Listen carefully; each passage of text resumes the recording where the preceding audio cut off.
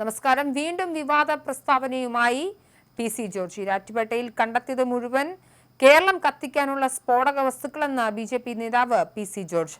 Love ജിഹാദ് വിവാദത്തിൽ ഒരു പാലാക്കാരനും പാലാ ബിഷപ്പിനെ സംരക്ഷിക്കാൻ വന്നില്ലെന്നും അദ്ദേഹം പറഞ്ഞു.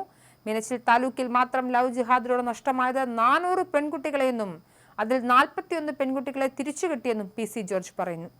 കഴിഞ്ഞ ദിവസം ഈരാറ്റുപേട്ടയിൽ പിടികൂടിയ സ്ഫോടക വസ്തുക്കൾ കേരളം മുഴുവൻ കത്തിക്കാനുള്ളതുണ്ട്. അത് എവിടെ കത്തിക്കാനാണെന്നും അറിയാം, പക്ഷേ പറയുന്നില്ല. രാജ്യത്തിന്റെ പോക്ക് അപകടകരമായ നിലയിലാണെന്നും പി.സി. ജോർജ് പറഞ്ഞു. പാലായിൽ ലഹരി വിരുദ്ധ പരിപാടിയിൽ പങ്കെടുത്ത് സംസാരിക്കുകയായിരുന്നു ജോർജ്. നാർക്കോട്ടിക് ജിഹാദിനെതിരെയും ലവ് ജിഹാദിനെതിരെയും ഒരുമിച്ച് തന്നെ നീങ്ങണമെന്നും ഇതിന് ഹൈന്ദവ സഹോദരങ്ങളെ കൂടെ കൂട്ടണമെന്നും അതല്ലാതെ രാജ്യത്ത് രക്ഷയില്ലെന്നും പി.സി. ജോർജ് പറയുന്നു. 22-23 വയസ്സാവുമ്പോൾ പെൺകുട്ടികളെ കെട്ടിച്ചുവിടണം. ഇക്കാര്യം ക്രൈസ്തവ സമൂഹം ശ്രദ്ധിക്കണമെന്നും പി.സി. ജോർജ് പറഞ്ഞു. മുസ്ലിം പെൺകുട്ടികൾ വഴി പിഴച്ചു പോകുന്നില്ല, അവരെ 18 തികയുമ്പോഴേ പിടിച്ചു കെട്ടിക്കുകയാണ്.